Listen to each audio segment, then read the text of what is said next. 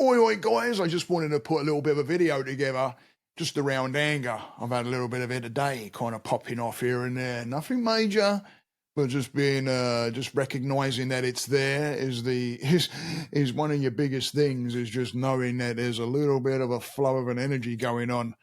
Even if it's around other people, it's just knowing that it's there and navigating that. And I just wanted to put some things out there to give you some ideas of what you can use and how you can work with your anger. And, your first thing to do is to hit that breathing. You hear me say this over and over and over again, but when it comes to our anger, if we feel something happening and then we can put a breath or even a few breaths, it doesn't matter how long it takes.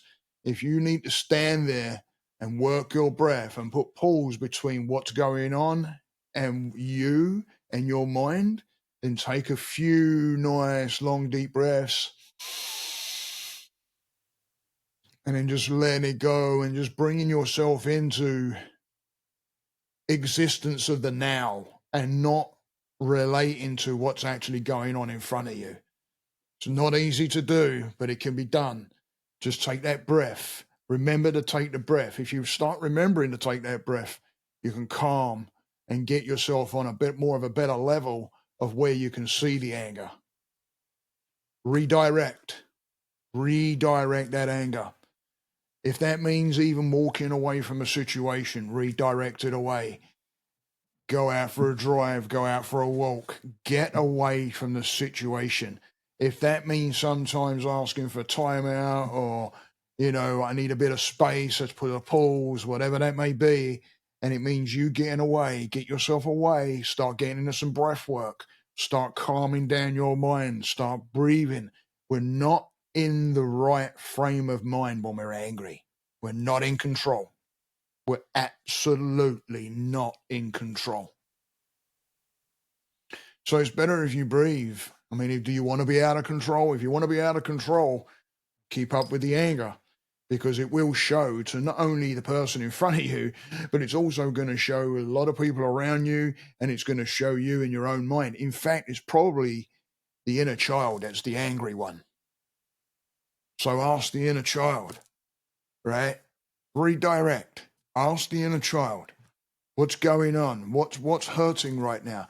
I know where some of my anger comes from and why I get angry and why I start going a little quiet at times and that. And sometimes I'll back up and I go quiet and everybody says, uh-oh, we got a situation in the house or whatever, but it's me working myself. But let the people know around you. It may not be you is the next one.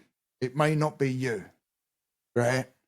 It could be something going on with that person that we're not sure about, or a group of people, and we have no idea, and we don't need to know either. If that person wishes to come forward and talk to us about a situation, then all's good. Then we're on a better level, because now we're communicating, which will come up in this vlog. But it's sometimes better to believe that it's not you. And a lot of the times it ain't us. It could be something, like I said, going on, they may have got a message from somebody, and it's a matter of you not looking at you and blaming yourself. But it also does mean opening up a line of communication with this person to see if that is the issue that's going on. Also, when there's anger that's you're getting with things that are out of your control, with things that are happening in the world, news, right?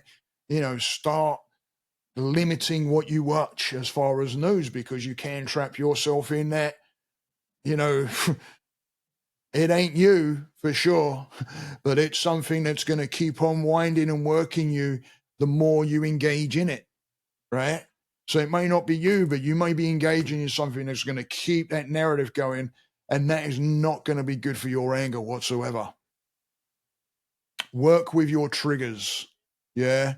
Work with your triggers. When you find yourself getting angry, ask, where's that coming from? Because a lot of the times it's not what's going on in front of you. It's something that's triggering back to something else. Look at that child again. What's being hurt? What nerves are being hit? What's going on with your triggers? And work with your triggers. Write them down. That's the next thing I got written down. Write down your triggers. Write down what may be a common factor that keeps coming up in the anger. What is it that you keep on hearing? What is it that you keep on feeling? Rejection, abandonment. What do you fear? Not being heard, purpose, worth. What is it? Where's your fears at? Write them down, and now you can look at them.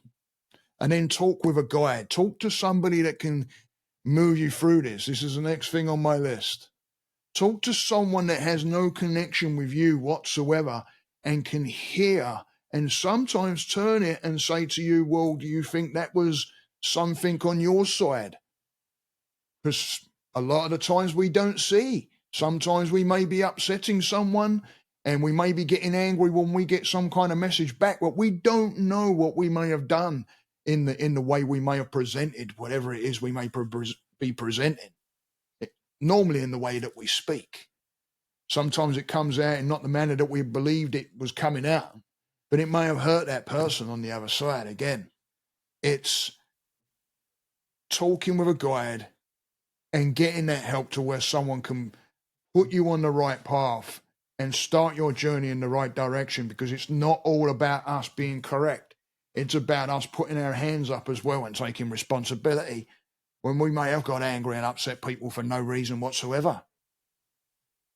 Communication is my next one. Communication.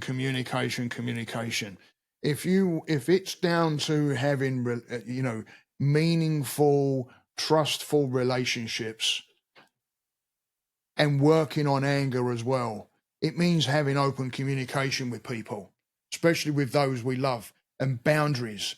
Boundaries come with love, guys. That's love towards self and love towards the other people too, because you're letting them know, hey, this upsets me without you saying anything directly. It's a boundary.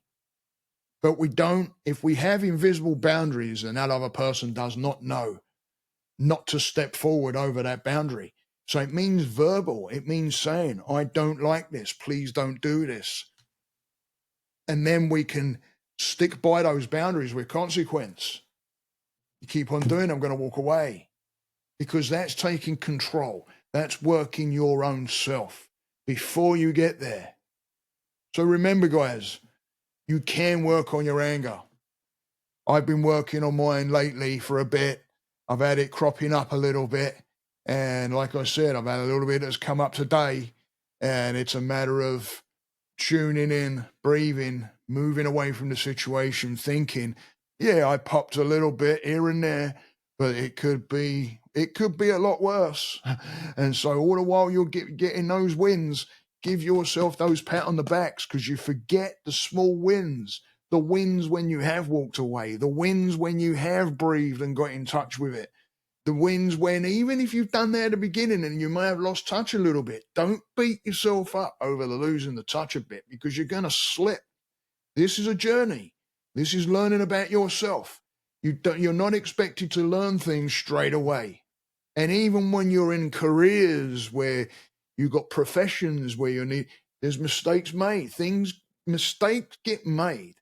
Don't beat yourself up. You just get yourself up. You dust yourself off. You learn by the experience. Now, if you're not learning by your experience, now we've got a problem, because otherwise you're just going to keep on doing that experience, because the ego is getting in the way and doesn't want to listen to anybody else at that point. Don't listen to your ego. Don't listen to people that say that you can't get control of your anger, because you can. But it takes work, it takes dedication, and it takes the want to get there. And it means putting these processes in play so that you can get there. Otherwise, it isn't going to come to you. You've got to work at it, and you've got to move towards that positive mind. Please, guys, if you've watched this far, go out there and hit that like and subscribe, yeah, because it's about building a community. It's about getting word out like this and getting it to those people that could really do with that help. You know, I do this on one-on-ones as well, so if you want to stretch out a hand to me, you can get a hold of me across any of my platforms. Go to my link tree, which is out there, and you can literally get a hold of me any way you want across any of the platforms. and I use Zoom, and I may be going to this platform as well, this different platform that I'm working on right now. But there's no excuses. If your mind is in a bit of a state, stretch out to somebody, even if it's not me. I can work with you. Don't matter where you're at. We can work a time. We can work a day, and we can get that work done and get you started on a journey to finding you. But if you hit that like and that subscribe, you're going to be helping me, helping you, and helping you reach other people. Don't let it stop with a few. Let's get it out to the many. Stay that course, guys. Namaste.